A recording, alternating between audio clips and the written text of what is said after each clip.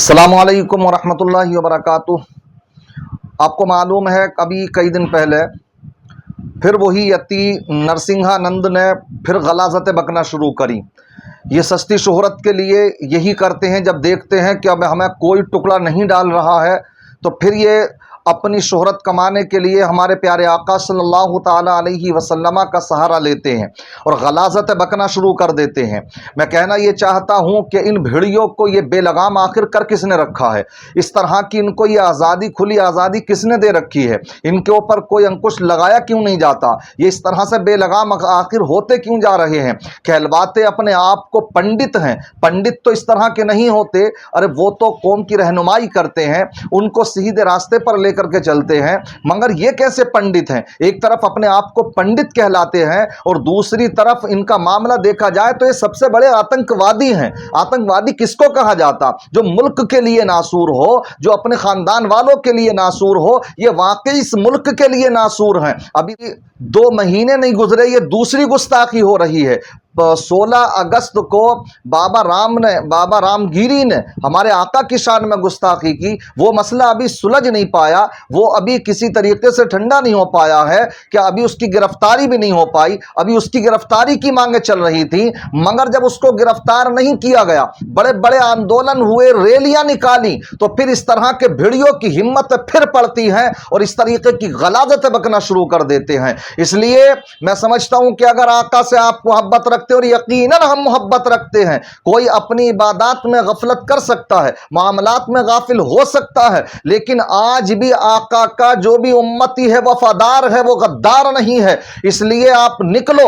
अब मैं तो कहता हूं, अब तक हम ये समझते थे कि ये कर तो सियासती के लिए रहे हैं, राज्य में जिसमें जहां चुनाव शुरू होते हैं, मगर अब हद पार हो चुकी है, बर्दाश्त से बाहर हो चुका है मामला। इसलिए अब जाए भाड़ में मामला सियासतों का, कहां इलेक्शन है ये तो चलते ही रहते हैं।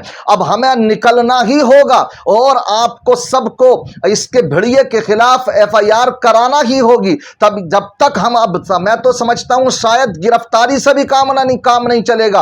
अब इसके लिए कानून बनना चाहिए कि चाहे हमारे रहनुमा हो या उनके रहनुमा हो, कोई भी अगर किसी की तरफ से गुस्ताखी करे तो उसको सूली पर चढ़ा देना चाहिए। यह सिलसिला वरना रुकने का नाम नहीं लेता है। यह वही भेड़िया है कि मुफ्ती सलमान अजहरी साहब ने भी इसको चैलेंज किया था, उस वक्त में भी भट्ट में जाकर के घुस गया था, मगर जब ये देखता कि अब कोई हमें नहीं पूछ रहा है तो फिर ये इसी तरीके के ऊल जलूल बातें बयान करते हैं, आका की शान में गुस्ताखियां करते हैं, ये दरिंदा बोलता है हमारे आका को। अरे मैं कहता हूं कि आज भी मानवता का सबसे बड़ा पाठ किसी ने पढ़ाया है दुनियाए इस्लाम पर, दुनियाए आलम पर। तो तुम देखो, आज भी तुम गूगल सर्च करके देखो तो सबसे ऊपर अगर नाम आता मानवता का पाठ पढ़ाने में तो हमारे आका सल्लल्लाहु अलैहि वसल्लम का आता है।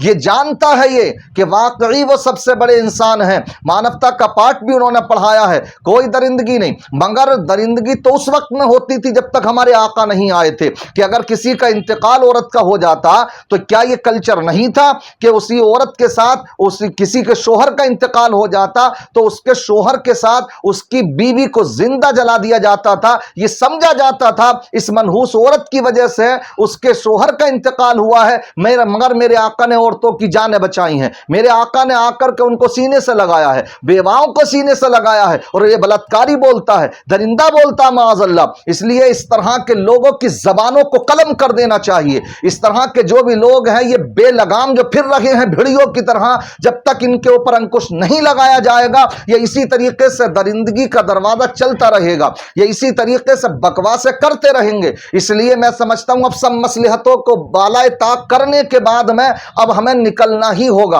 अगर तमाम इन बातों पर मसलहती की बातें करते रहे तो हद पार हो चुकी हैं, सीने छलनी हो चुके हैं मुसलमानों। इस तरीके से अब वो वक्त आ चुका है कि इन्होंने ये सोच रखा है कि इनके नबी के मामलात को हम अपने देवी देवताओं की तरह बना डालें। कोई उनको बुरा भला कहता है, कोई कुछ करता है, आपस में ही ये तो ऐसा ही बनाना चाहते हैं हमारे आका की शान को। اس لیے یہ کرتا کہ اگر جلانا ہے دسہرہ کے موقع پر تو تم محمد عربی صلی اللہ علیہ وسلم کے تم پتلے جلاؤ معاذ اللہ، اگر جلائے تو ملک واقعی ملک میں آگ لگ جائے گی، اس لیے یہ حرکتیں نہ کریں اس طرح کے لوگ، اس ملک کو آگ نہ لگائیں۔ ہم تو امن و سکون کی وجہ سے صبر کیے بیٹھے ہیں، مگر اس طرح کا امن و صبر کا ہمارا امتحان لیا جاتا ہے، آزمائش میں ڈالا جا رہا ہے۔ اگر تم واقعی آزمائش ہمارا امتحان لینا چاہتے ہو، آزمائش لینا چاہتے ہو تو لو، دو ہمیں پھر اجازت، ہم نکلیں پھر۔ اس لیے اب تمام سیاسی رہنماؤں کو، ملی مذہبی سماجی لوگوں کو اپنے اس کے تعلق سے قانون بنانے کا مطالبہ کرنا ہے۔ اب صرف گرفتاری نہیں بلکہ ان کو سر قلم کرنے کا مطالبہ ہونا چاہیے، یہ قانون بننا چاہیے۔ اور ہم یہی نہیں کہتے ہمارے نبی کی شان میں کوئی گستاخی کرے، اگر تمہارے کے بھی شان میں کوئی گستاخی کرے تو ہم سب کے لیے مطالبہ کرتے ہیں، کیوں قوم کو تم اس طرح سے بھائی